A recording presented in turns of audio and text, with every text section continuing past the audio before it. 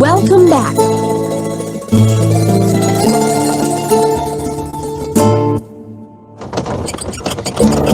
Bitch, here I come. Vloggers, jet setters, wanderlusters, we've missed you. This is the new normal of traveling. A privilege to be at your service. Ayan na yung service!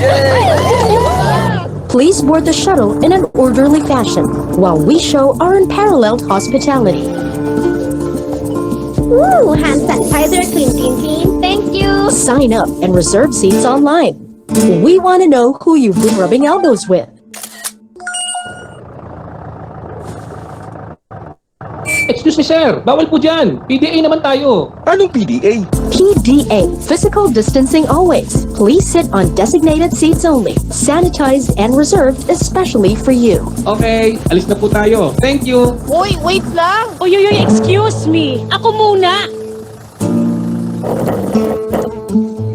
Ano? Maganda ang taste mo, ha? Pero nag-safety protocols ka na ba? Oo, ikaw. Oo, hand sanitizer. Yes, anong temp mo? 36.3. 36.1. Ano? Online reservation. Anong reservation? Bus lang to, no? Di mo ba narinig si Ate Narrator? Reserved seats online para may contact tracing. Come on guys, Gina tayo. Travel safety na! Mabuhay! Pag naglalakbay.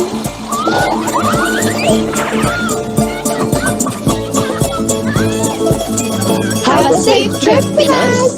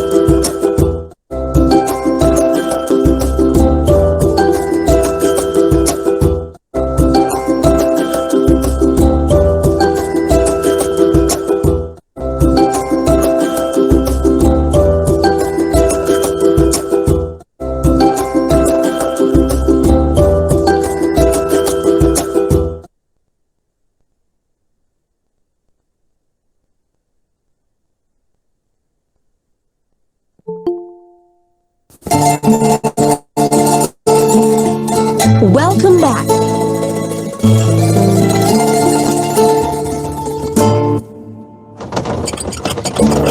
Bitch, here I come. Vloggers, jet setters, wanderlusters, we've missed you. This is the new normal of traveling. A privilege to be at your service. Ayan na yung service! Please board the shuttle in an orderly fashion while we show our unparalleled hospitality. Ooh, hand sanitizer, clean, clean, clean. Thank you. Sign up and reserve seats online. We want to know who you've been rubbing elbows with.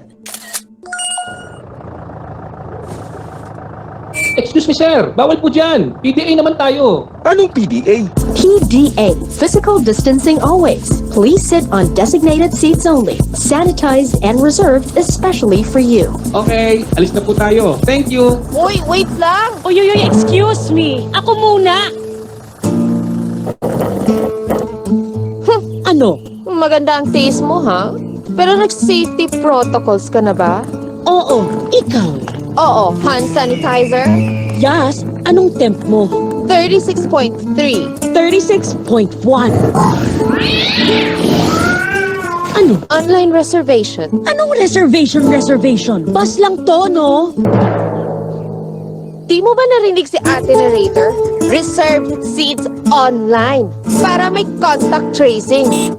Come on guys, G na tayo. Travel safe, Pinas! Mabuhay! Pag naglalakbay.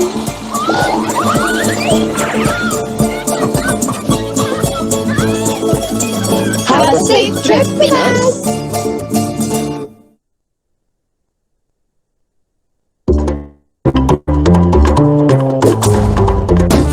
This is the new normal of traveling.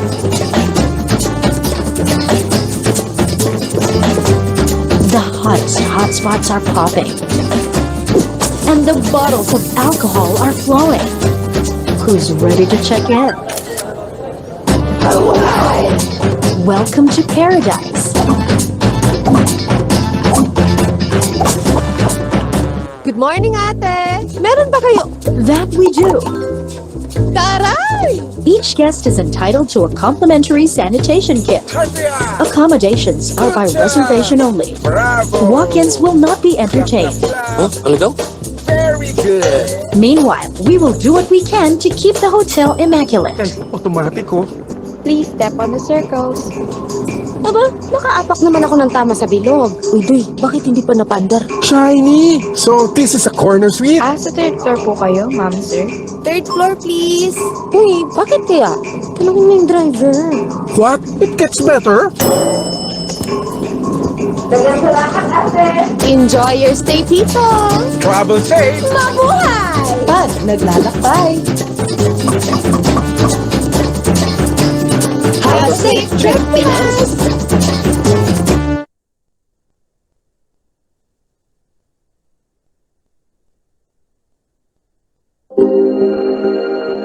Prime your taste buds for the finest of culinary magic. We've prepared a gastronomic feast unlike anything you've ever had, moving heaven and earth to guarantee an unforgettable dining experience. Uy, tagal ah. Temp check na kami. Hand sanitize na kami. Nag-fill up na kami ng health declaration form. Okay, if you're finished, your tables are ready in the new normal of traveling.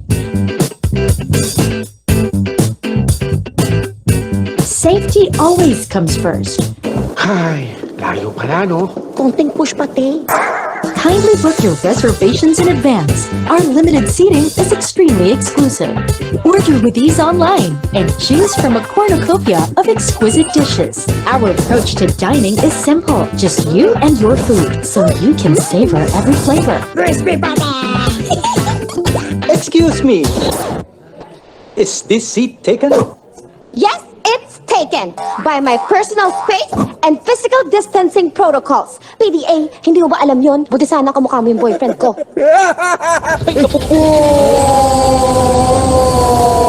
Nothing gets between you and your culinary satisfaction. Ay, sir, sorry. Kasalanan niyo eh. Ma'am, sir, bill po. Hala, naiwan ko yata yung wallet ko ah. Kuya, ako na lang ho ang bahala. Sige, ma'am. Contactless payments, please. Ako may pabayad ang duha. Saan ba yun? Enjoy your meal, guys! Travel safe, mga beshies. Mabuhay! Pag naglalakbay.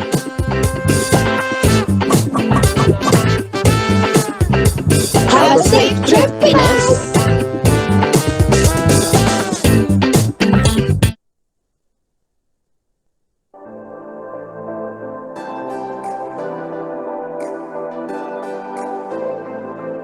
Good afternoon, ladies and gentlemen.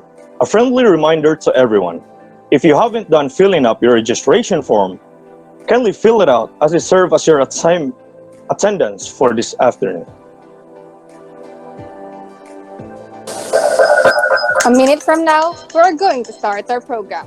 So sit back, relax, and get ready for our seminar session for today.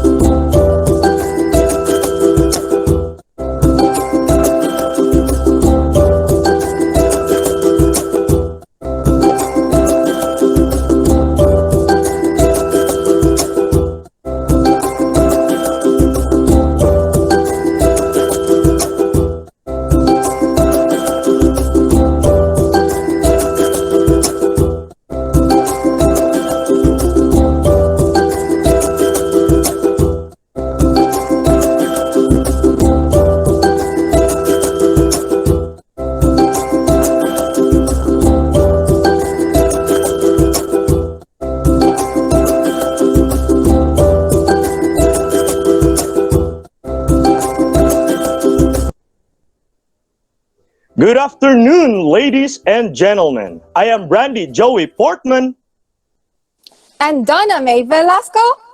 your host for this afternoon. We would like to greet everyone a lovely Monday afternoon. Finally, the long wait is over. On behalf of tourism class, we welcome you to our seminar entitled The National Responsibilities for Risk and Crisis Management in Tourism and Hospitality. We would like to acknowledge the presence of the teacher from Tourism and Hospitality Management Department who are present here today. Namely, Sir Kim Nino Cantero with his students. Now, may I request everyone to rise for our invocation to be led by Miss Micaela Marie. Let us feel the presence of our Almighty God as we offer Him our prayers, and please kindly remain standing for the Philippine National Anthem, which shall immediately follow.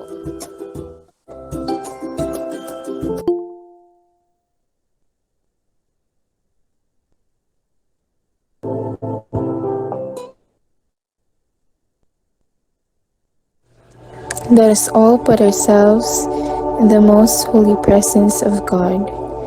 In the name of the Father, and of the Son, and of the Holy Spirit.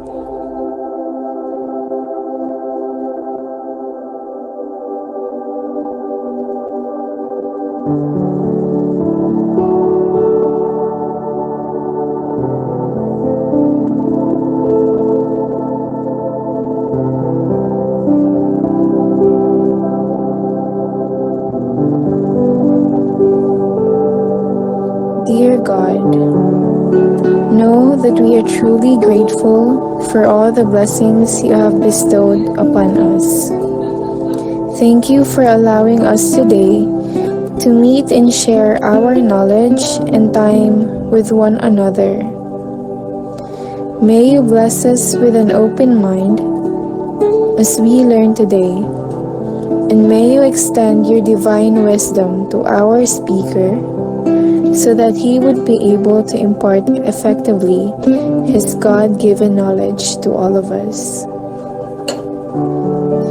May he be blessed as he continue to bring his expertise to the people who need them.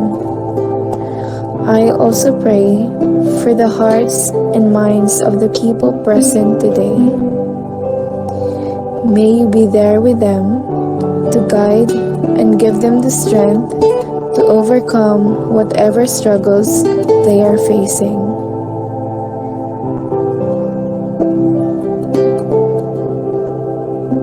All of this, we pray.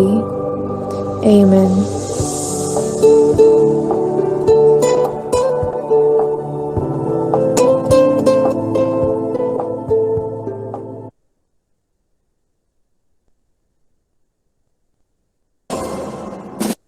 Mga kababayan, ang pambansang awit ng Pilipinas.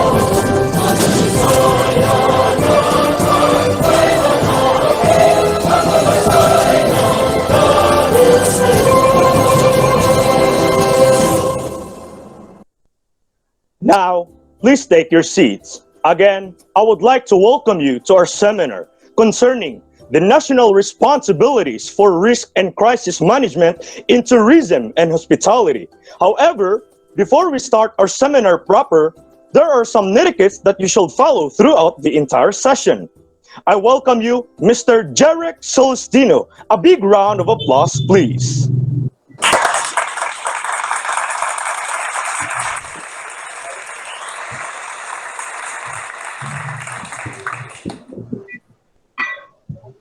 Before we start our program, I would like everyone to please turn off your camera, mute your microphones, do not abuse the chat box with irrelevant messages, and don't forget to fill up the registration form. Thank you.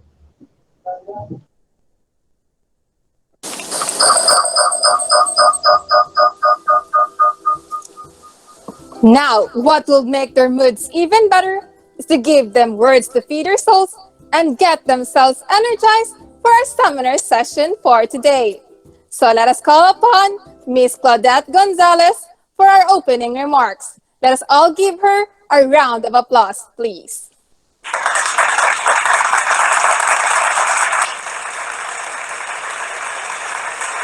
Thank you, Ms. Velasco.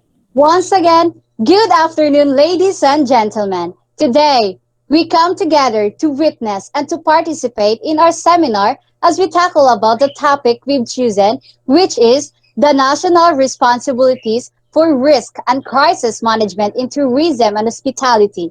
I hope you have prepared yourself to be astounded by your experiences this afternoon.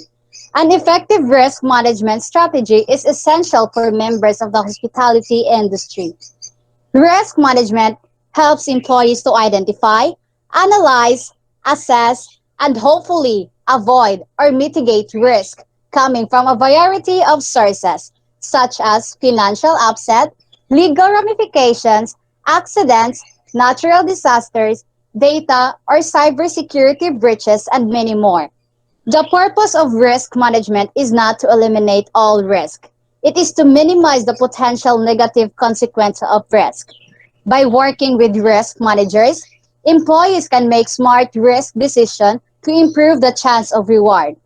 In this seminar, we'll talk more about some specific instances of risk in the hospitality industry and how to implement the procedures to successfully deal with them before they become a bigger problem.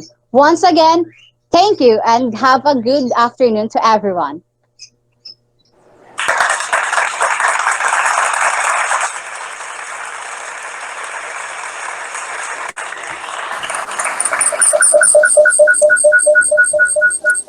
Thank you so much for that inspiring opening remarks, Miss Gonzalez. Now, we are all geared up for today's seminar. But we will first like to recognize and acknowledge our guest speaker for today. We are overjoyed to have you here as our guest speaker. Now, since all of us wants to know more about our guest speaker, let us hear something about him. Coming from Miss Audrey Shanin. Let us all give her a round of applause, please.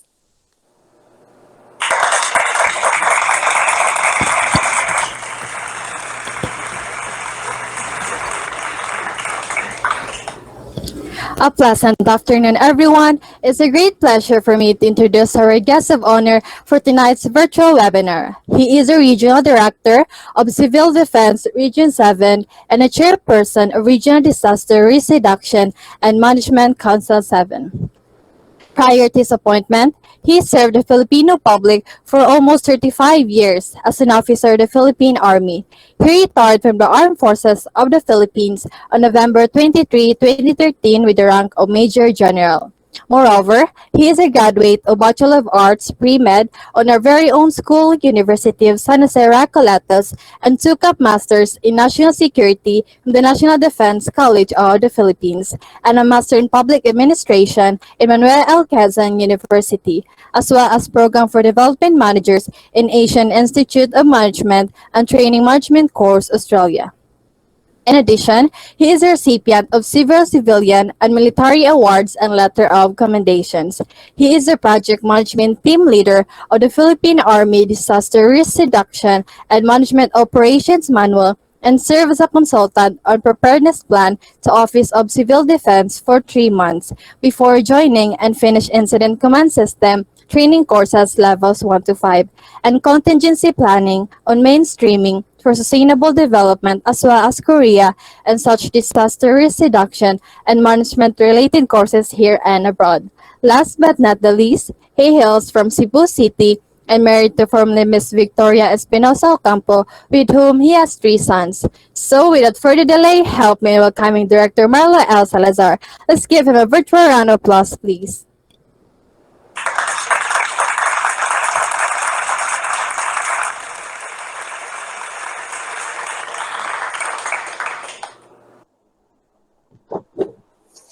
Hi, good afternoon to all. Thank you very much for the invitation. For this afternoon, my training officer will be joining me, Dennis Ato, a nurse, our training officer. Also, will be joining during the discussion. But for this afternoon, I will be the one who will be presenting to you a modified briefing. Hence, the topic being requested entails that I will be discussing things on other parts taken from the other sources like the crisis management and the other topics. But again, maraming salamat, and not only I finished college in San Jose, but likewise my high school, no. So I was happy when I was invited. But to start with my presentation, I would like to hit this one into 15 to 20 minutes presentation. This is a 75 slides, and we forwarded already the initial copy, and we will give enough time for our question and answer portion. So I would like now to start given the approval of the facilitator of this seminar. Can I start now my presentation? Cheers.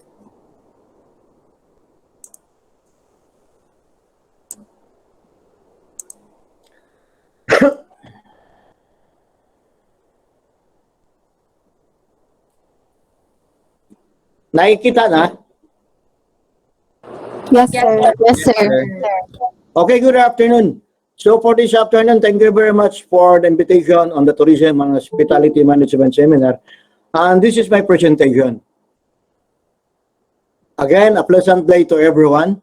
And according to Martin Luther King, the time is always right to do what is right, and what you are doing is the right thing, and this is the right time. So the topic for this afternoon is about the national responsibilities for risk and crisis management in tourism and hospitality. So RISE, both from DRRM and RISE from crisis management, are similar, but they are two different things. And the references covered from the presentation is the RA 10121, the National Crisis Management or Executive Order 82, the PDRMS or the Philippine Disaster Risk Reduction Management System, and the lectures taken from the National Defense College when I was still a student and a lecturer. Of course, we need to understand what is development and security, and we need to understand our country. So the Philippines is an archipelagic country with 7,100 islands or 1,100 islands, high tide, low tide. Being archipelagic in nature, this has various impacts on biodiversity, politics, history, economics, and culture of the country. And I think if you are a Cebuano, you must be able to know ano yung endangered species dito na ibon, the bird, and that is the black shama, found in the southern part of Cebu. Just like in Negros, meron silang mga dati deer because these are our own. And because we are one of the most diverse country in the world in terms of biodiversity. And there are only 18 most diverse country, and we are one of that. And that is why in an increasingly connected world, no, progress in areas of development, security, and human rights must go hand in hand. And without security, and no security without development. This is according to Kofi Annan. And that is why development and security must go hand in hand. And knowing what we have, our riches above ground or our riches underground. So from the national habitat, diversity, rivers and lakes, seashores, and the gold, and the other things, no, riches that could be found in our country. And this is knowing what we have, because this is our strength. Likewise, our tourist destination is carved out from this natural thing. And if you can see the man-made forest in Bohol, it is a good product of human endeavor. But if you will dig deeper, it is not the right thing to reforest your place, because it does not use an endemic species, but rather another foreign species, more of a mahogany, that it deprives the natural living things living in that area. And the tarsier can also be found somewhere in Mindanao and other parts in Sabah. So again, this is our tourism destination. And then of course, for tourism and hospitality contribution economy, it speaks about billion. Sad to note that during last year, 2020, foreign arrival reduces and our income reduces. And of course, the challenge that is securing the future. We have problem about our ecology, we have disasters, we have cultural class, we have moral spiritual degeneration that is more on our religiosity, and then the socio-political instability, economic discord, techno-scientific, of which we are very low, and disputes, just like what we have now about the West Philippine Sea. And of course, we need to understand that in crisis management or in disaster risk reduction management or any disaster, we are discussing about crisis, we talk about disaster, we talk about conflict disaster. Conflict disaster is, an example is, pumutok na yung vulkan, may baha pa, pagkatapos may landslide pa. So these are complex. One event or a scenario with 3 events or more. And then hazards. These are the dangers that come into us, just like the typhoon, volcanic eruption, landslide, flash floods, so forth and so on. And the threats, you know, something that will cause harms to us. And then the rest. A while ago, I heard about somebody mentioning about rest. But the only solution of rest is you just remove people at rest and the problem is being solved. And then how to manage rest? Even in management, even in businesses, there is always risk management, anticipating the potential threats and finding the best way to avoid these threats. So even in military, when I came from, we always talk or discuss about risk management. And then the crisis management, how to deal in instances where crisis arises or a certain event.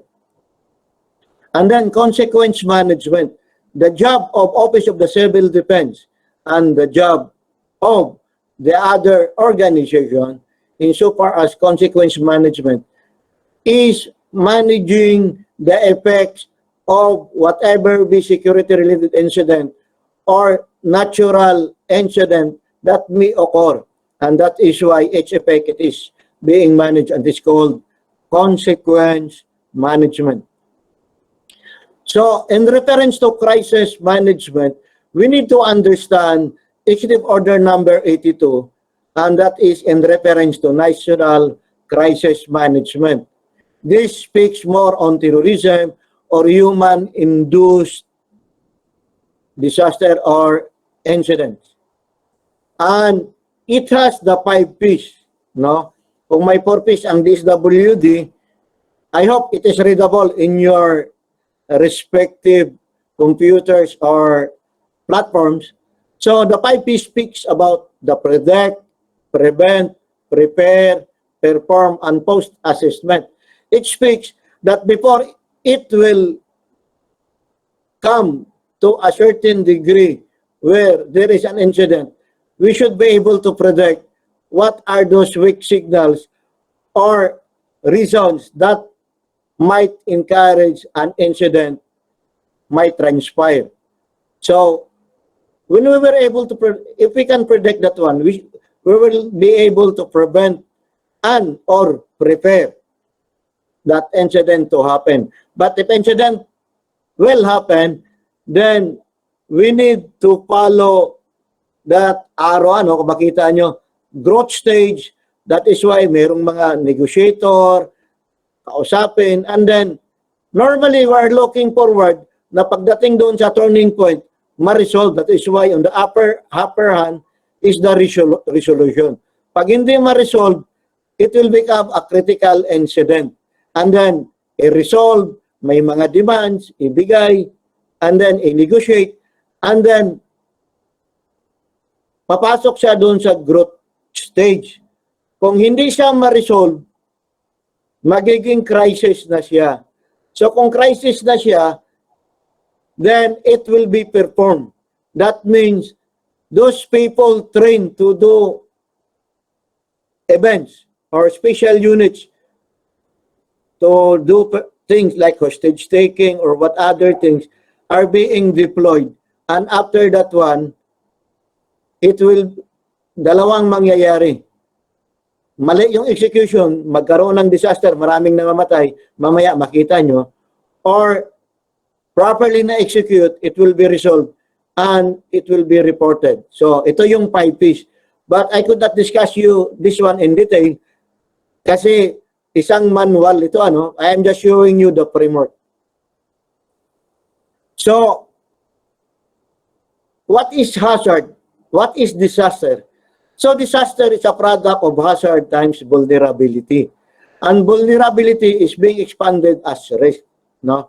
Mamaya makita nyo. So, nakita nyo dyan sa slides nyo or sa mga platforms nyo, yung nasa taas, mayon volcano yan. Yung nasa baba, lugar ng mga itim, mga barangay yan. So, nung sumabog yung vulkan, may mga pula saan dumadaan ang lava, biglang umulan, and then ang mga bahay na sa gilid ng ilog, kaya binabaha din. So ang tawag nito, complex disaster. May putok na ng bulkan, binaha pa, umapaw pa yung tubig. Okay? Next, this is the formula of risk in DRRM. So risk is equals to hazard times vulnerability times exposure over your capability.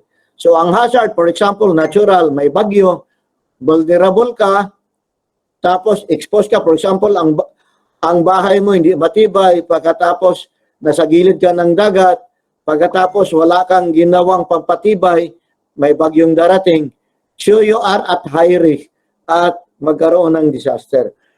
So, dapat may hazard, alisin natin yung vulnerability, ibsan yung exposure, taasan ang capability, para ang risk bababa. Okay?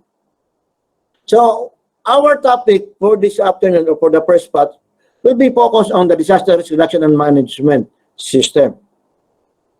So, why we care about DRRM and climate change adaptation? Because most of the problem now is brought about by the climate change. So, according to Kofi Annan, building a culture of prevention is not easy. While the cost of prevention had to be paid in present, its benefits lie in a distant future. Moreover, the benefits are not tangible. They are the disasters that did not happen. So, good construction, good practices, good river system, drainage system means hazards or natural hazards will come in, then there will be no disasters. So, therefore, no distractions, no death. This is what Kofi Annan, the former UN Secretary, would like us to do.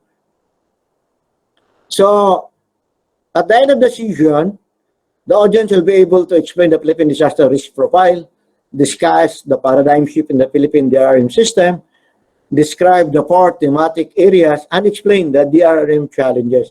So, let us continue. So, the succeeding slide speaks on the Philippine disaster risk profile, the Philippine DRRM system, the 4 thematic areas, and the challenges.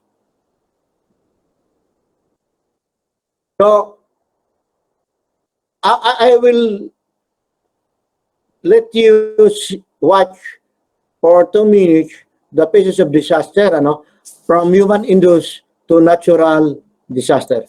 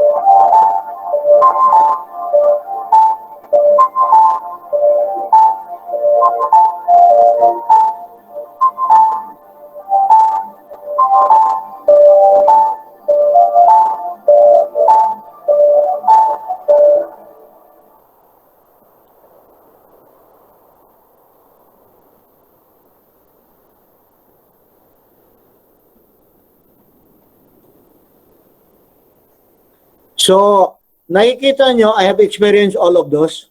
But except for Taal, doon lang ako sa Mayon Volcano. It's very hard unless otherwise you are prepared. And I am very thankful that you are here for you to be prepared. So, I would like to continue. Yung first three presentation kanina doon sa slides, yung sa pinakita, yun yung human industry from terrorism, hostage taking, terrorism, and then yung sunog, and then yung vulkan, yung storm surge sa Yolanda, and the other thing. And all these things needs understanding, and we need to know how to prepare for this so that we can get out. And it is also very hard to run when the building is collapsing. And there is a way on increasing your chances of survival. So, what is a disaster? It is a serious disruption of the functioning of a community or society. So, human losses, ang effect niya, material losses, economic losses, environmental losses, aside from the lives lost. Okay? So, saan ba tayo? So, maraming nakakalam sa inyo kung saan tayo situated. So, our country is here. So, nakikita nyo yung Pacific Ring of Fire. No? Ito yon. At kasama tayo yan. Okay? So, that is why every day there's an earthquake. Hindi lang natin naramdaman, but there is always an earth movement every day. So, ano yung magti-trigger ng mga may mga poll tayo. This is the Philippine trends. Itong sa right side. At ito namang sa left side, Manila trends. No? Ito yung mga gumagalaw. Pag ang Manila trends gagalaw, delikado ang Metro Manila. Pag ang Philippine trends ang gagalaw, delikado ang eastern board ng Luzon. At yung iba dito, just like here in Cebu City, ang delikado, yung dito sa ibabaw, sa may busay, taas, at yung gitna niya, maraming mga fault line yan. The reason na merong housing project dyan ng private company, hindi matuloy, hindi ma-award dahil may mga faults. Okay? So, for typhoon, so, hurricane ang tawag dito sa lugar na ito, ang cyclones dito, ang typhoons sa Pacific Ocean. Okay? And then, below sa equator, ang ikot ng bagyo, counterclockwise pa ganun. Dito naman sa Pacific Ocean, sa above equator, ang ikot ng bagyo ay clockwise. Okay? Yun yun. Baka mag-abroad kayo balang araw, pag ang equator nasa baba kayo, ang ikot niya counterclockwise, ang nasa ibabaw ay clockwise. So, Pacific Ocean, green na green. So, ito yung mga historical data from 1948 to 2010. So, napuno ng blue yung dinaanan ng bagyo at halos lahat dumaan ng Pilipinas. So, the blue colors represent the path of the typhoons and majority of which passes through our country. So, climate change. Why climate change? So, 2030, 2060, 2085, if the climate change could not be checked, nakikita nyo dito, medyo mainit na, mas mainit dito, mas mainit dito. No? These are projections. So, we need to control climate change. But controlling on helping things to happen is understanding what is climate change. So, what is climate change? So, before, ang sabi nila, people says that those regions facing the eastern board have lower incomes and then parati pang nababagyo, no? But it's not true anymore. Kasi ang bagyo, typhoons now are passing coming from South China Sea or West Philippine Sea or from the south going north or from north going south. Unlike before, it is only in the Pacific. Okay? So that jinx is not anymore existing. So, what is the report about climate change? So, in 2004, it speaks the Earth is at the tipping point.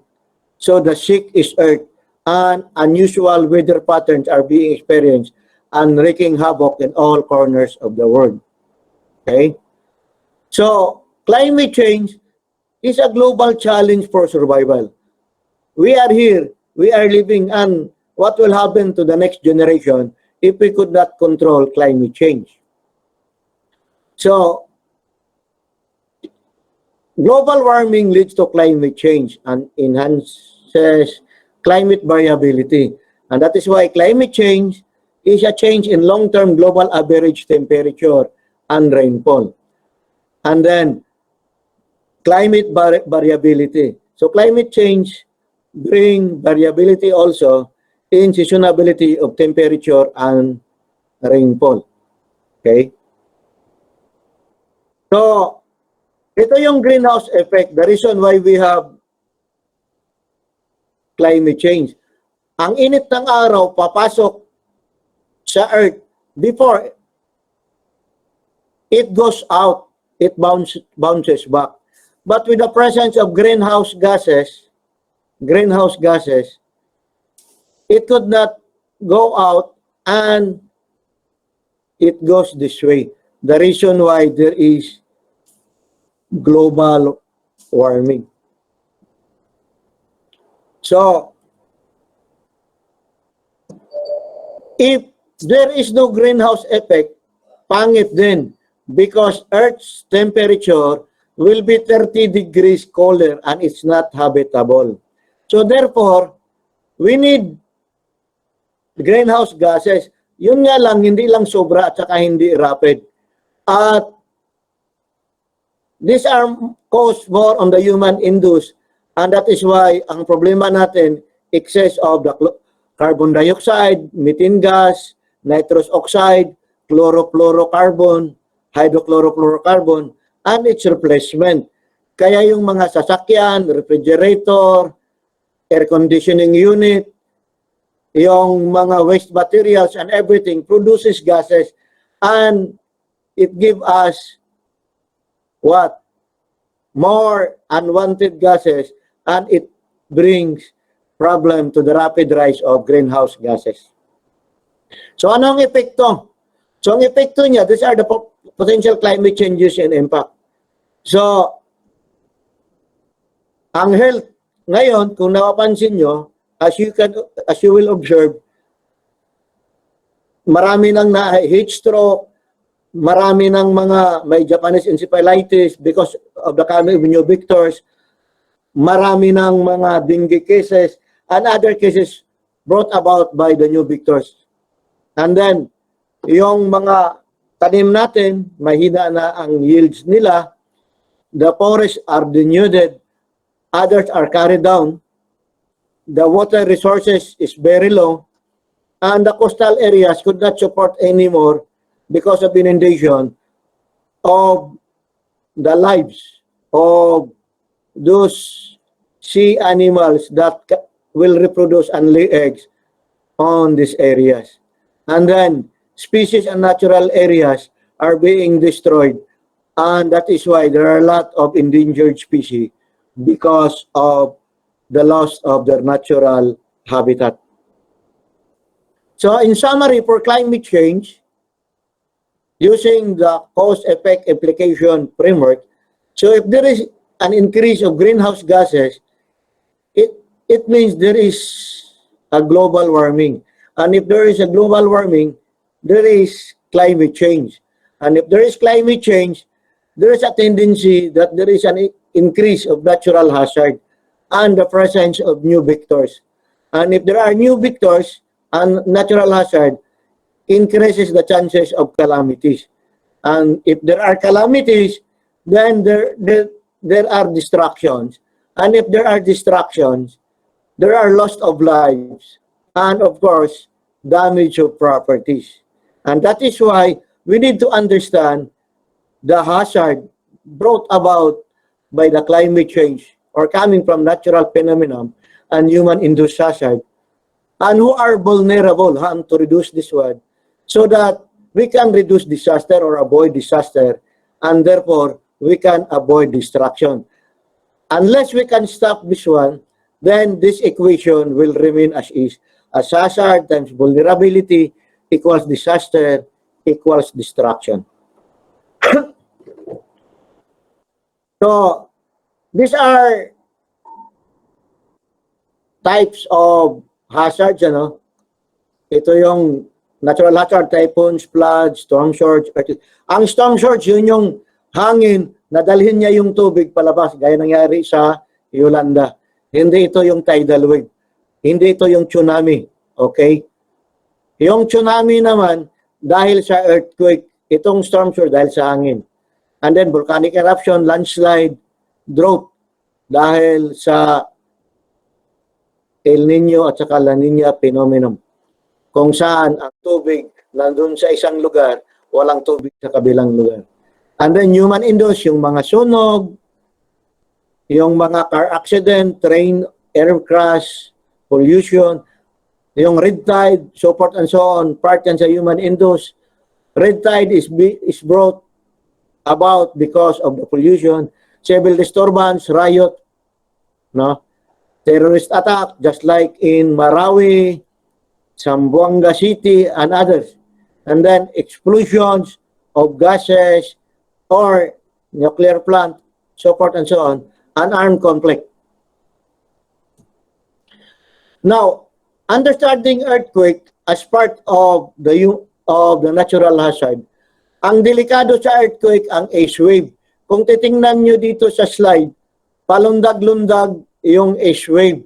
Samantala ang P wave, diretso lang ang daan niya. So it moves only on a certain straight line. So it is less destructive as compared to the ace wave na palundag-lundag siya. Okay? So, effects of disaster. So, normally, pinakita lang dito, death at saka damage of properties, ano? And then, kung ikaw umaasa sa kopra mo, wala ka nang maaning bunga. It will take time for you to harvest again if you are on boko or in kopra business or dependent on your coconut plantation. So, maganda sana ito. Nasa top 10 ang Pilipinas. Ang kaso nga lang, ito yung sinasabi sa mga lugar na high risk. So, as of 2020, number 9 tayo. Dati-rati, nasa number 3 tayo. Ngayon, number 9. So, we are doing things right. We are moving. Sana makaalis tayo rito because it will affect the tourism sector if the risk is very high. So, the paradigm shift in DRRM. Ano yung ginawa natin? Why we call this one? Before, reactive tayo. Antayin natin yung pumutok ang bulkan, magkaroon ng landslide, basira ang tulay, babahain tayo. Ngayon, proactive. We train people for disaster, just like an earthquake, the dock cover and hold, early evacuation, and this one, planning before it happens. So, this is the proactive side. Unlike before, nag-antay tayo lang ng disgrasya. So, DRRM uses directives, knowledge, skills, and capacities. And that is why Office of Civil Defense and the Council came into being for this, to guide everybody and to help develop that capacities. So, we're implementing strategies, studying those possible hazards from human-induced to natural and up to the barangay level. And hoping that we can remove people at risk or disaster risk reduction or lessen the impact and possibility of disaster. We are always hoping for a zero casualty, especially for typhoon, na predictable pagkatapos meron pa ring madidisgrasya. No?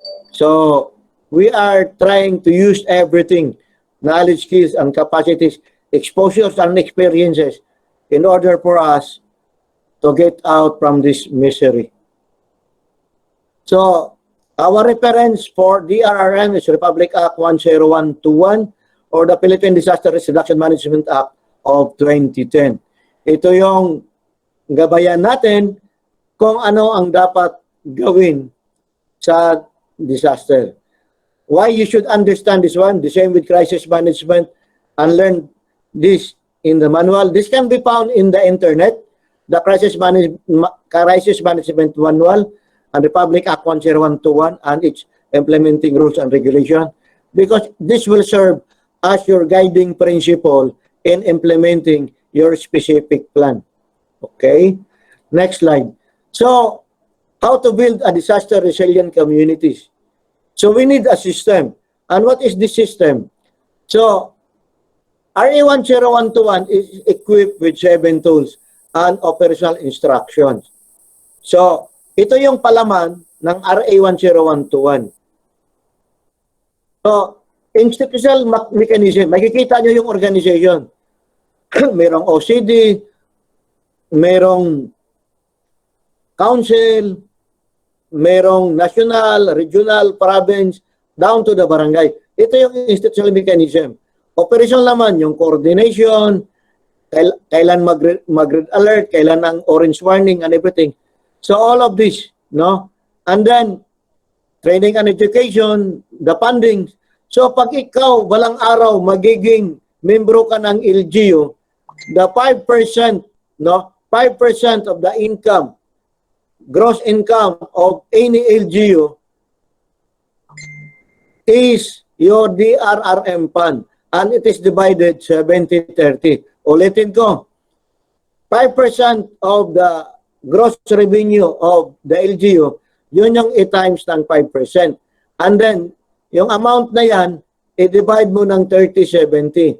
30% goes for QRF, for rehabilitation and reconstruction, and the remaining 70% goes for the mitigation and prevention, preparedness, and the operations.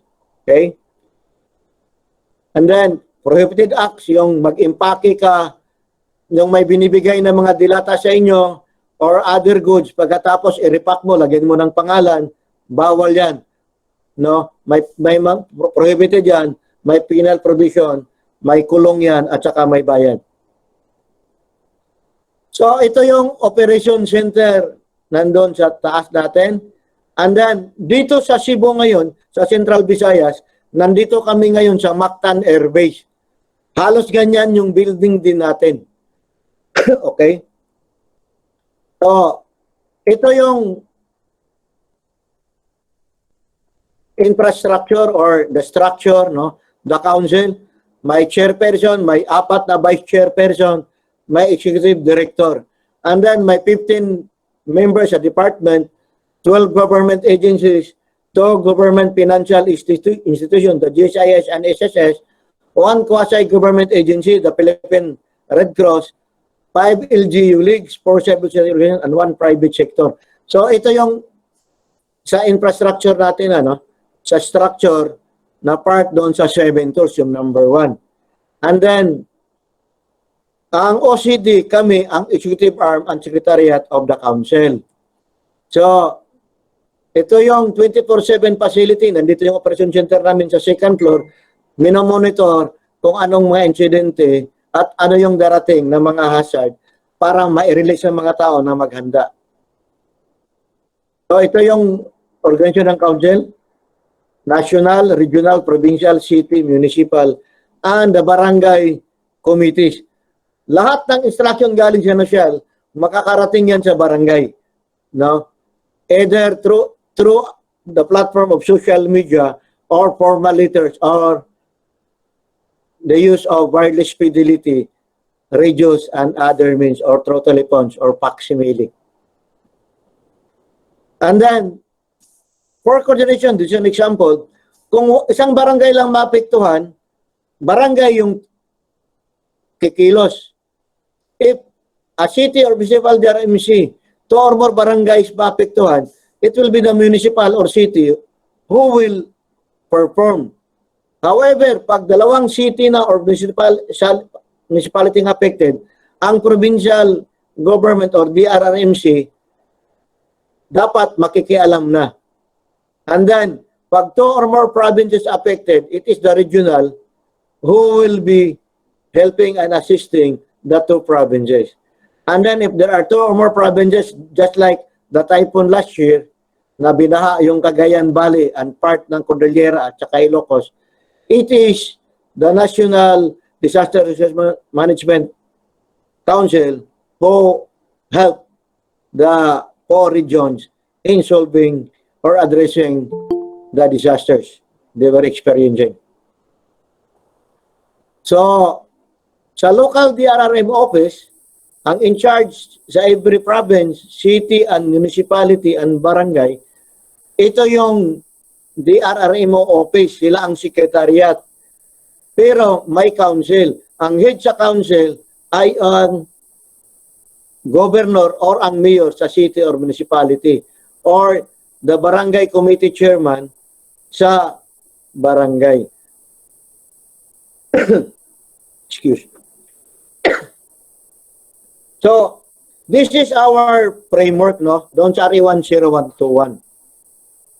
So, kung makikita nyo, ito yung starting line natin. Ito yung pangarap. Prevention and mitigation, yung green. Preparedness, yung blue. Response, yung pula. Rehabilitation and recovery, yung yellow. Sana nag-spiral ito as years goes by. Lumaki na yung prevention and mitigation. Lumiit ang preparedness. Mas lumiit ang response.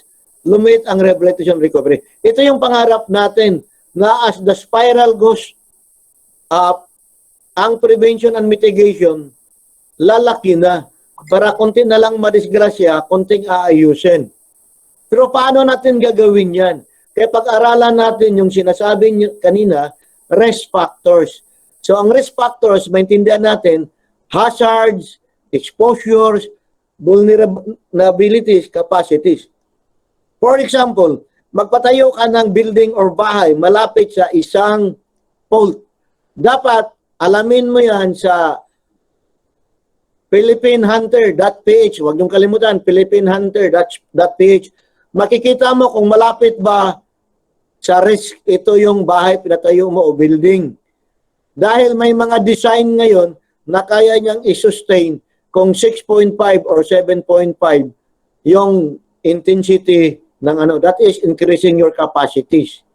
And then sa bahay naman, kung malapit ka sa dagat at delikado sa tsunami, taasan mo na yung building mo, lampasan mo ng 3-story at tibayin mo yung mga walls ng semento para hindi ka maanod yung bahay mo.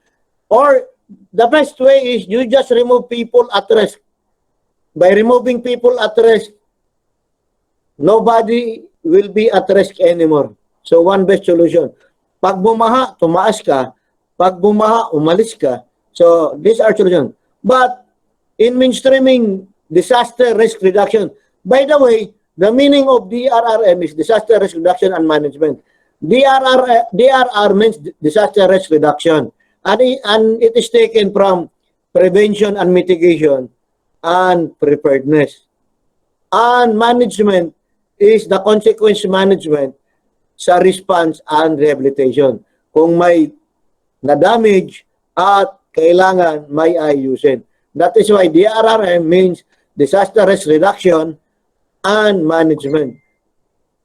So reducing risk and managing consequence. And without understanding climate change and adapting climate change, then your plan is not complete or it is being done haphazardly. So when planning is being considered, regardless of what type of plan, especially in development plan, climate change should be considered. That is why importante ang MGB sa DNR, yung DNR permit at other safety permit dahil it should be included sa lahat ng plano sa development. Now, sa DRRM plan, kung basahin natin, we have 4 priority areas. Ito yung 4 thematic areas. They have 14 objectives, 24 outcomes, 56 output, 93 activities. Hindi ko na i-discuss sa inyo. Hindi tayo matatapos ngayong alas 7. So, the 4 thematic areas, ito yung sinasabi ko kanina, no? So, it speaks about avoid hazard, mitigate their potential impacts, preparedness, establish and strengthen capacities. Ito yung parating pinapractice natin out from our plano at sinecheck natin kung yung bahay natin tama ba paglalagay dahil bawal ang bahay if you are along the river banks. There is a law that there should be no construction 10 meters away from the river banks if you're in the urban center and about 20 meters or 30 meters if you are in the rural areas. But I do not know why we could not implement that one. No? Pero may batas niyan. And then, the response, kung hydromite, kung bagyo, it's better na at early phase, kung sa tingin mo tatamaan ka at hindi matibay yung bahay mo, early evacuation is the best cure for that. Lumipat na lang sandali. Anyway, pagkatapos ng bagyo, after 1 day, pwede ka nang bumalik sa bahay nyo. And then, rehabilitation and recovery, kung masira, it should be built back better, mas magaling. At huwag doon sa lugar kung saan delikado na matamaan ulit ng disaster. Okay? These are the 4 thematic areas. So, sa prevention and mitigation, nandyan yung early warning system. Iwan ko sa inyo, if others did receive mga sa mga social media, mga warning, most of the programs we are using, there are 2 types. Yung naka-register sa amin at saka yung hindi naka-rehistro pero within the vicinity, mahagip sila doon sa system na ginagamit namin. Makatanggap ng forecast.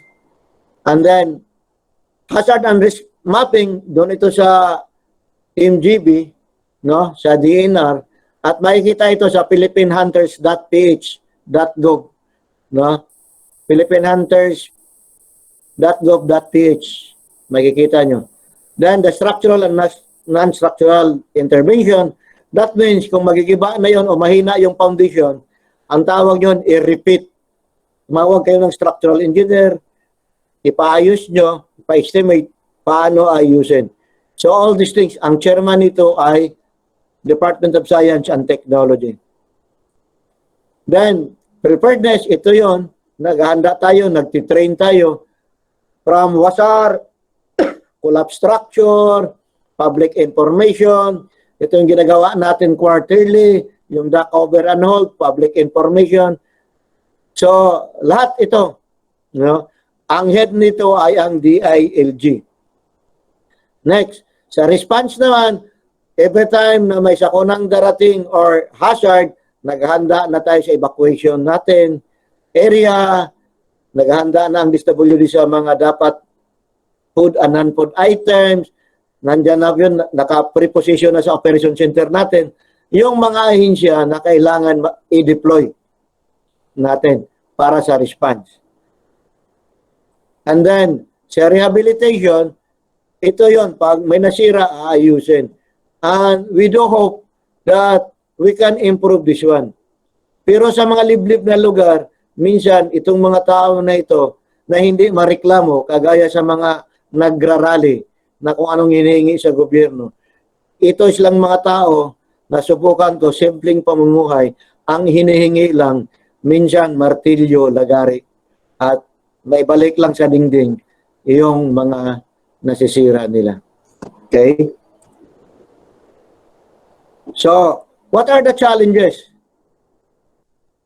So, buying stakeholders, we need everybody to be part of this worthy endeavor and making disaster risk reduction as a way of life. We need to reduce the risk. Tama yung sinasabi nyo. Talking about risk. And prioritization of DRRM in our day-to-day activity. And continuous innovation in DRRM. Hindi yung nakikita nyo na nakasuot ng mga uniforme, may dalang mga equipment. I discourage that one, yung sa response. But I really believe on prevention and mitigation and preparedness.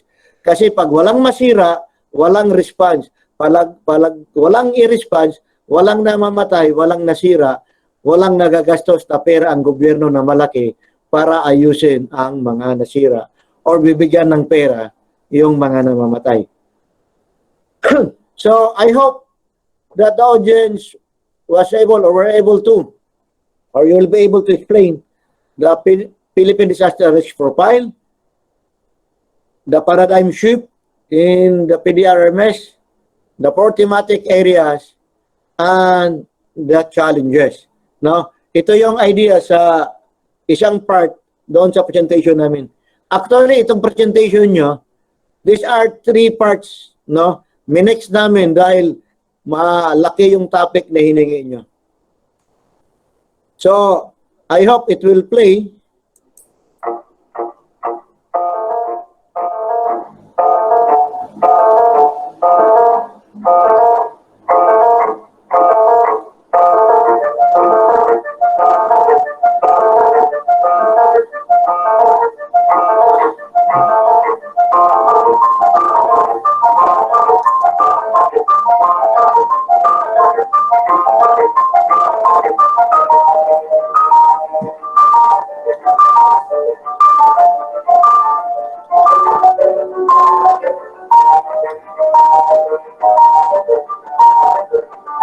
Anong? Siya ba siya?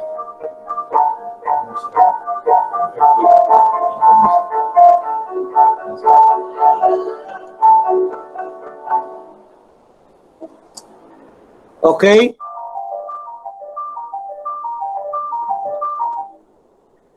The learning insight speaks about that we need to be prepared. No, that is why this is a Boy Scout motto, be prepared. So, DRRM is a way of life, and we need to understand the Philippine Disaster Risk Profile, be proactive, make a safety plan or participate. By the time you finish, even if you are in school, you need to know what is the safety plan of the school for you to participate in cases of emergencies and understand the 4 thematic areas and follow the guidelines. Our focus is more on mitigation and preparedness. And comprehend the DRM challenges. And remember, safety is everybody's responsibility. Papel natin lahat at hindi natin pwedeng ituro-toro kung kanino yung safety. But it is for everybody. Remember, kung may mangyayari, if there are incidents, if you will be in Shumark seaside, walking, and then may earthquake, may mga nasirang mga struktura, what will you do? Di ba? And then, everything will be in chaos. So you need to be, you need to have that leadership and be able to guide people to safety. And we call that one leadership in disaster. Wherein, maski medyo alanganin kayo, nervous kayo, but you can still guide people to safety.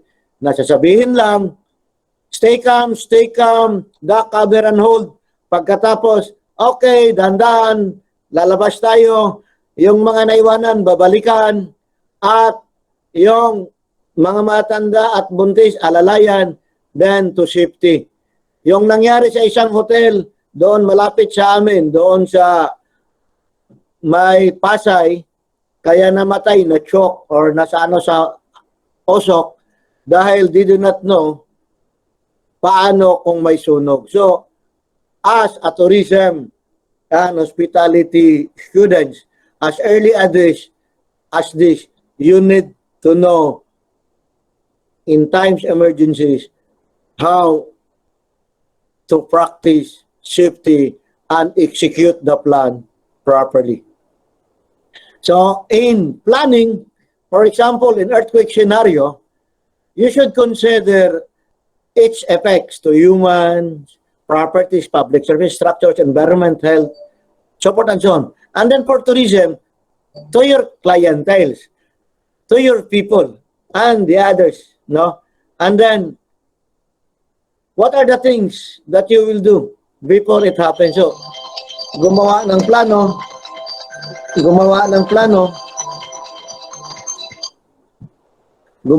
plano, and then i-rehearse, i-practice, i-innovate, at para maging kultura, no? And then, kung may disaster, dapat alam nyo, kung sunog, pangsunog yung response nyo. Kung kailangan na pangbaha din. Kung tidal wave, paano kayo makaiskapo? So, appropriate response nakalagay dyan. So, paano nyo rin ibalik? Psychosocial intervention will come. That is why in the plan, it is not only evacuation, it is not only how to evacuate from the building going down, but moving people to safety and how your tourists or clienteles can be evacuated to the nearest port or seaport, and they can be transported back to their respective places. Yun yung magandang plano, no? So, ito yung idea sa consideration sa pagpaplano. So, this is the general concept on a contingency plan. So, you need to know about situation awareness, the strategy, the command and control. So, you need to know about operational environment, kung anong threat dyan sa mga lugar nyo, at anong magiging epekto. Di ba? And then, anong most likely dangerous situation. And then, ano yung mga capabilities mo at mga kapitbahay mo at mga ahensya na pwede mo magamit o hinga ng tulong. And then, strategy. It follows the ends, means, ways, and means. So, mission, task, and purpose. The goals, anong gusto mong marating. Ang objective, anak ng goals. Pag itotal mo lahat ng objectives, yun ang goals. And then, anong gusto mong marating pag nagawa mo yung goals at saka objectives, no? And then, ways, pamaraan, pamaagi. So, the methods and procedure. So, simple explanation, a series of steps is a procedure. Series of procedure is a system, no? Or methods. Several methods or system is an organization or a bigger company. And the means, the resources, it speaks about the men. When I speak about the men, it speaks about the personnel and the organization. And the second M is the money, the funds. The third one and the fourth one is material and machines that you will be needing when you perform your plan. And lastly, the methods used or the systems, how you will get out to safety. And that is your strategy. And of course, for unity of command, dapat isa lang ang leader, followed by another leader and another sub-leader. There should be properly established command and control. And in command and control, you can only do your command and control in a certain degree or distance. So you need to use additional communication. So, to remind all, importance of human resource. According to General Patton, war may be fought by machines, but it is the man behind the machines that makes the difference. That means, tao pa rin. Sa lahat ng gagawin, ang pinaka-importanting resource ay ang tao. Knowing our strength, taken from Rudyard Kipling, doon sa movie, di ba, The Jungle Book. Kung nanood kayo sa Jungle Book, ito yon kay Rudyard Kipling. Sabi ng mga wolf, the wolf is the strength of the pack. The pack is the strength of the wolf. So, the group is better than one. So, two heads is better than one. No? So, there is always that word bayanihan. The third one, ito, good, better, best, never rest until the good is better and the better is best. Saint Jerome. I think sa San Jose, sa Recoletos, ang saying dyan parati, iwan ko lang kung binago, only our best is best for San Jose. My guiding principle, why I become a Major General. And then, importance of communication. Hindi ito yung ginagamit ng mga chismoso, ha? But, communication is really very important, no, for command. So we have never claimed to win battles, but no battles have been won without signal, according sa US Army Signal Corps. So totoo yan, no? Even big companies need the right and good communication to connect, to coordinate, and facilitate important things. And lastly, knowing our national interest. Earlier, I showed to you those things what we have above ground, underground, and our tourism site. Those are our national interest. Kaya nga galit tayo. Galit tayo bakit ang China yung mga part sa West Philippine Sea kinukuha, inaangkin niya. So that is our national interest. Nakakatawa lang, yung iba sinabi nila kung gusto ng China, gira na lang. Ang sabi namin sa mga retiree, kayo nga ayaw nyo yung ROTC, pagkatapos nyo gira kagad. So, nakakatawa, but if we need to protect our national interest, we should be able to prepare now. No? If ROTC is needed, then we should be prepared so that if our national interest is at stake, we will fight as one country, as one Filipino.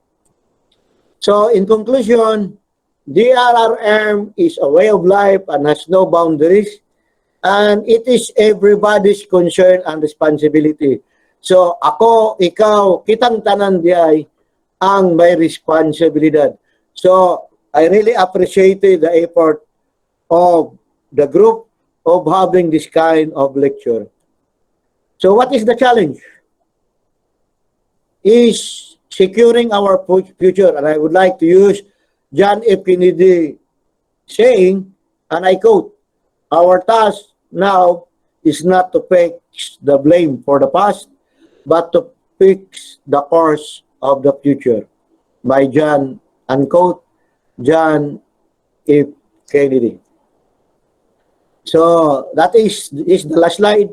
Adelante, forward, Dio et Patria, for God and country. Maayong gabi kaninyong tanan, mga Diyusinyan. And I think the floor now is open for some clarification. Facilitator, please. Thank you so much, Director Salazar, for that informative and charming presentation. It was indeed beneficial for us. I really could not think of a better speaker than him. Right, Mr. Portman? Yes, Ms. Velasco, indeed. Now, if there are any questions regarding the topic, you can raise your hand or send your inquiries to the chat box. You may type down your questions in the comment section with the address to your questions and concerns about the topic so that our moderator can read your questions. However, anyone in the audience who would like to address a question directly to Director Salazar may just raise in the click hand raise button for you to be recognized. Now, I shall turn you over to our moderator. Ms. Stephanie Arisga, and Mr. Jarek Celestino. A big round of applause, please.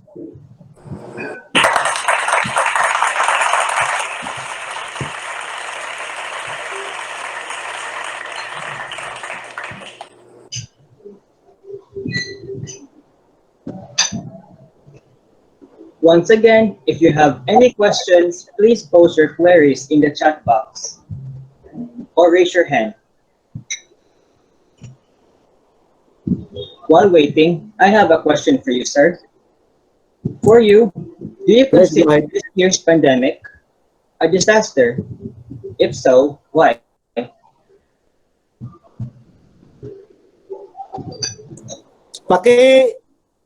Ulit lang Please repeat your question. I-adjust ko lang yung audio ko. Okay. For you, do you consider this year's pandemic a disaster? If so, why? Are you saying that the pandemic is a disaster? Yes. The pandemic, yes, it is a biological disaster, a pandemic. Why? Because this is brought by a biological thing. Though this is not, by the way, do you know that coronavirus is not a living thing? Coronavirus is not a living thing. However, it affects our health. And it causes us this pandemic because it is being transmitted through carriers, the human beings, and it passes through our nose and mouth. And this is a pandemic. That means this is a disaster happening, and it focuses more on the human beings, and it affects not only the human beings directly, but indirectly through our economy, your sector, the tourism sector, and all other sectors, including the agriculture, and even the political way of life we are in. So this is also a disaster brought about by a biological thing. Thank you, sir, for answering my question.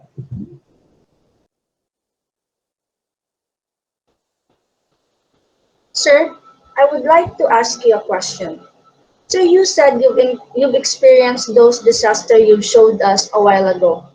Can you share us about your most unforgettable experience of disaster encounter you had?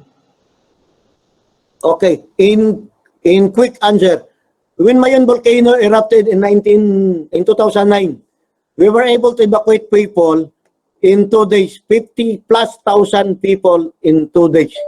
And the reason why we were able to evacuate those number, because 6 months prior, we rehearsed already the people at risk. The second one was the collapsed structure or the building that collapsed in Pampanga, in Porac, Pampanga. I was there. We were able to clear the building and free from the 100+ people trapped inside. And it needs training to do all these things. And that people trained for collapse structure and those people trained to evacuate people, trained for triage, must be able to connect everything so that when this small system connected to other system, it forms a bigger system, and this should be executed with only one leader. And it happens, I was the regional director then, and being me a former military officer, they chooses me to do the command and control, and things were executed. And out of those 100+, we only have 5 casualties. One was hit by a wire. The mother and child, or the 2 children plus the mother, were hit by a debris, and the other one was hit by another debris. But all other 100+ were properly evacuated in 24 hours. So yun yung mga ano ko. And then for landslide, na-experience ako rin, but hindi na namin na-recover yun. Because it covers a lot of area, just like Ginsalgon ba yan, sa Leyte. So, that is why sa Philippine Hunter, philippinehunter.gov.ph, tingnan nyo kasi mga bata pa naman kayo, mahilig kayo sa pag research para pag nagpatukod kayo ng mga building nyo pang tourism or mga bahay nyo balang araw, makikita nyo kung malayo o malapit kayo ng anumang threat. Thank you very much. Thank you, sir, for sharing your experience. Excuse me, sir. We have another question coming from the audience. And her question is, as a student, what must we do to help our country to be responsible citizens in responding such disasters? It's a good question. Huh? At your age as a student, how could you help in your respective areas in our country? Just be a good student. Learn what is right.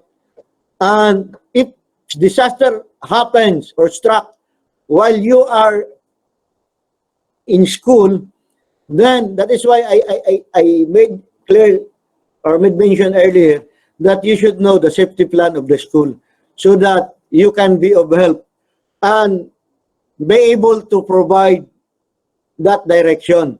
And I call that one in the book, no, leadership in disaster. Though you are not the focal person, but in an area where nobody would like to command, then you can give instruction that according to the safety plan, dapat dito tayo dadaan, dito tayo, at ito yung labasan natin, at ito yung lugar.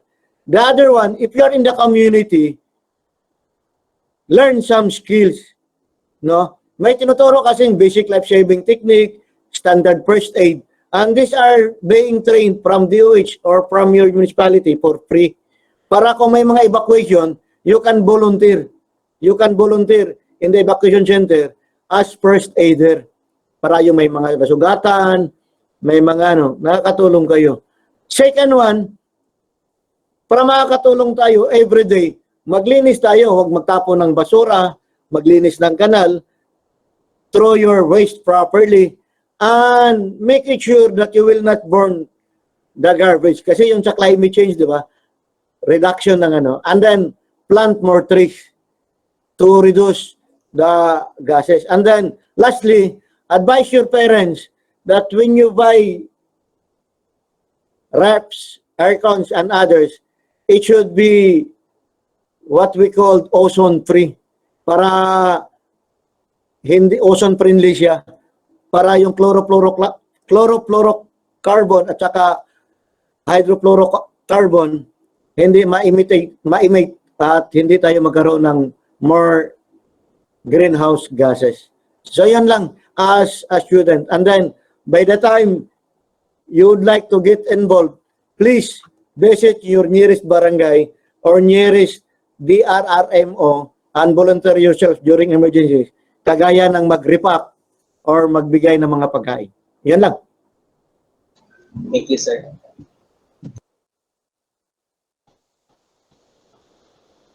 Sir, we have an audience who wants to ask you a question personally. It is from Miss Ayoma.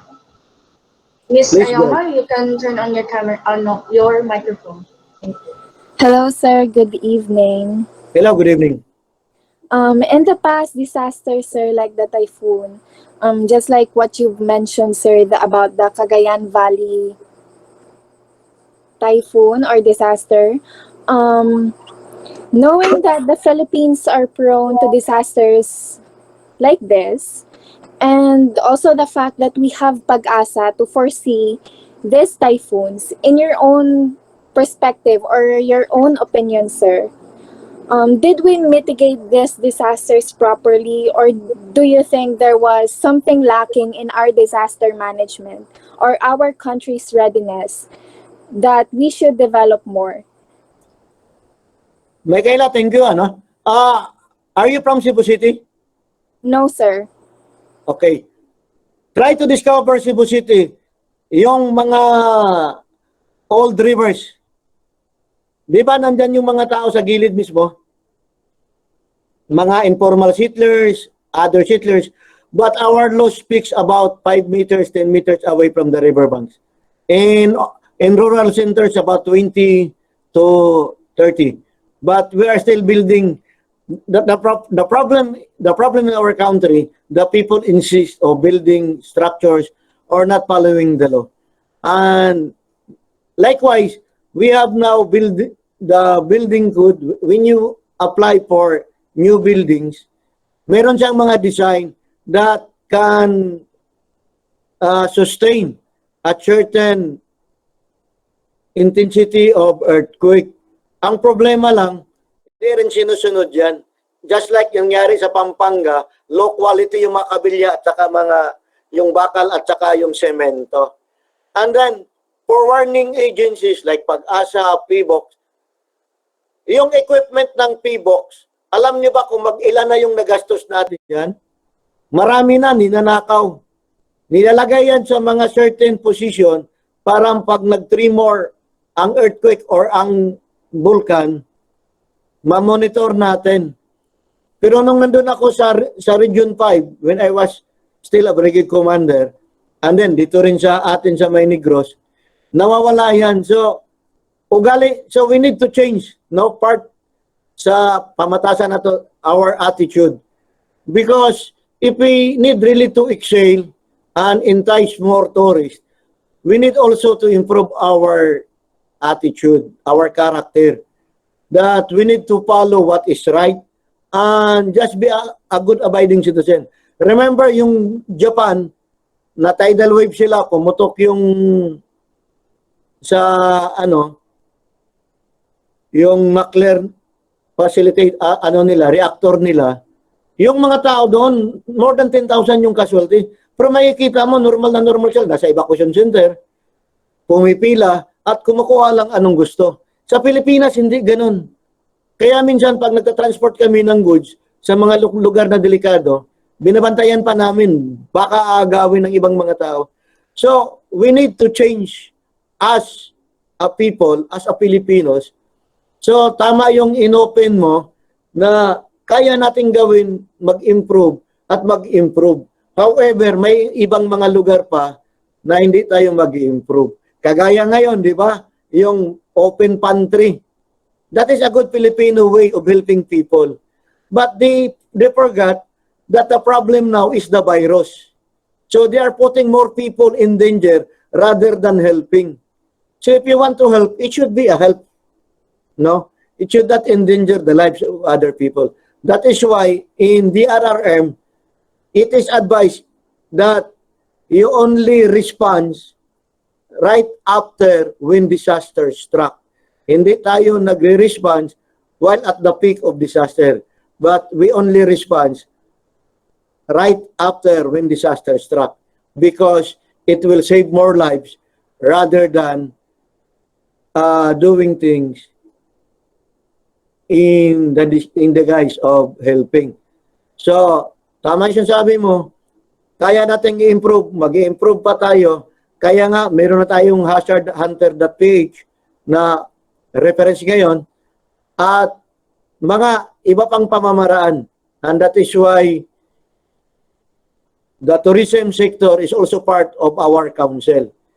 No? The Department of Tourism, because we would like also to protect the sector because it is one good contributor to our economy. And with a good economy, it helps the government in sustaining its program. So thank you very much, Michaela. Thank you so much, sir. We have another question, sir, from Ms. Gonzalez. Is there any tourist attractions in Cebu province which is situated on a fault?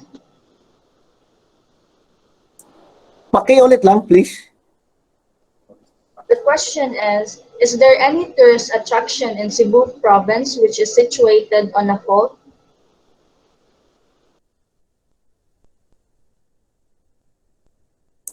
Yes, yung sa may lampas ng, di ba, yung Sirao, alam niyo yung Sirao, di ba? Sirao is about kilometer 20 from Cebu City. Mga kilometer 22, may housing project doon ata na hindi natuloy because it is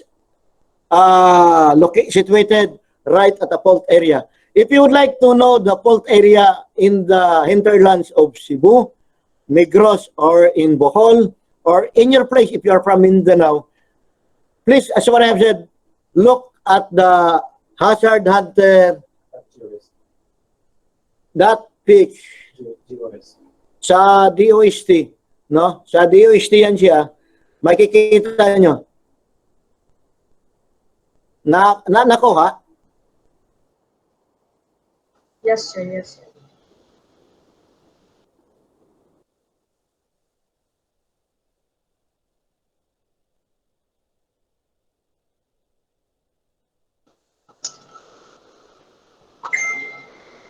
Are there any more questions from the audience?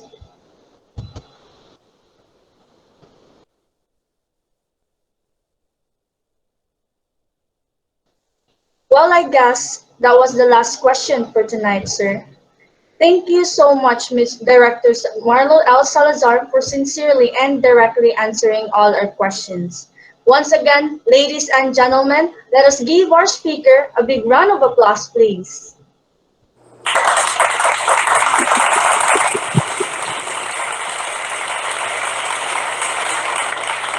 Thank you very much. As a token of our appreciation for sharing your time and talent with us in spite of your busy schedule, we would like to give you this e-certificate. We want to request our guest speaker for the presentation of certificate and token. May I call on Ms. Micaela Ayoma to do the honors. A round of applause, please.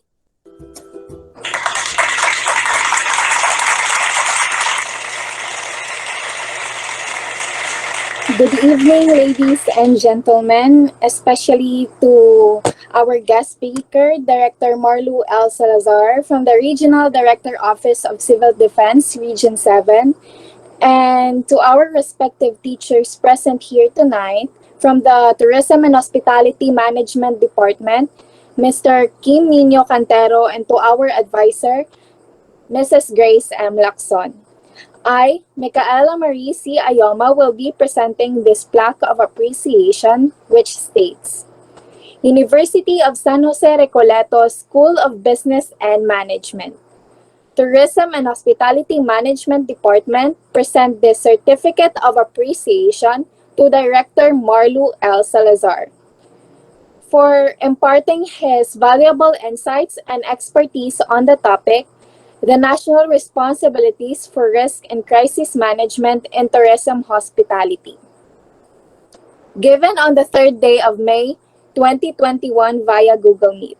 Signed by Ms. Grace M. Lacson, MMBM, Seminar Advisor, Mr. Rio Wayamuta, MBA, Chairman of the Tourism and Hospitality Management Department, and Dr. Edgar R. De Toya, CPA, Dean of the School of Business and Management. Again, sir, thank you for sharing your time and expertise with us in this seminar. Thank you very much. Adelante.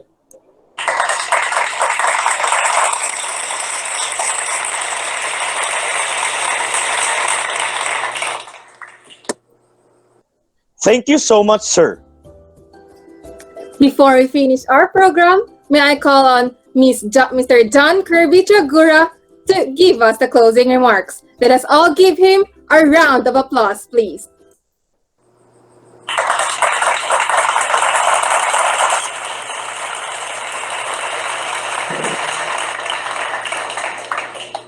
Good evening, everyone.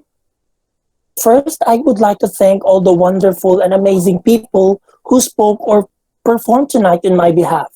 It's been another colorful evening for all of us, with the conclusion of this very last seminar for the semester. This program would not have been possible without the generosity of spirit and exceptional talent of our guest speaker, as well as the eager attention and enthusiastic participation of the audience. We hope that this demonstration was enough to fire up your imagination. Regardless of anything else, we would like to thank our guest speaker, Director Marlo L. Salazar, for honoring us with his presence and sharing with us his time, expertise, and valuable experience in the area of the national responsibility for risk and crisis management in tourism and hospitality. In one way or another, you will share in the satisfaction of knowing that future events where we will be involved will enrich with vision, goals, and success because of what we have learned today.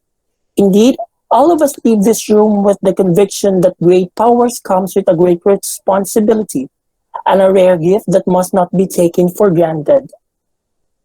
And lastly, we hope that this perspective will translate into better and prepared and magnificent responsibility and functions. We would also like to thank our seminar advisor, Ms. Grace Laxon, for her assistance and all-out support and guidance. And to all the members of the organizing committee who in one way or another contributed much of themselves to make this seminar workshop a success. I say with a thankful heart, congratulations. Thank you everyone and good night.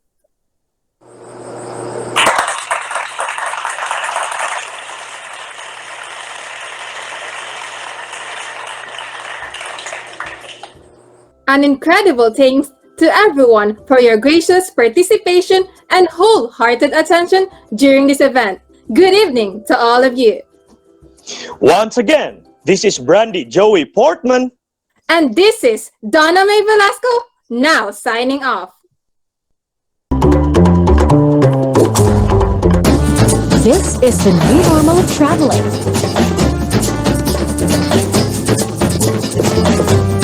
The hottest hotspots are popping. And the bottles of alcohol are flowing. Who's ready to check in? Welcome to paradise. Good morning, ate! Meron ba kayo? That we do. Taray! Each guest is entitled to a complimentary sanitation kit. Accommodations are by reservation only. Walk-ins will not be entertained. Very good. Meanwhile, we will do what we can to keep the hotel immaculate. Automatic oh. Please step on the circles. Aba, nakaapak naman ako ng tama sa bilog. Uy, Doy, bakit hindi pa napaandar? Shiny. So this is a corner suite? Sa third floor po kayo, ma'am, sir. Third floor, please. Uy, bakit kaya? Tanungin mo yung driver. What? It gets better? Enjoy your stay, people! Travel safe. Mabuhay! Pag naglalakbay. Have a safe trip, Pinas!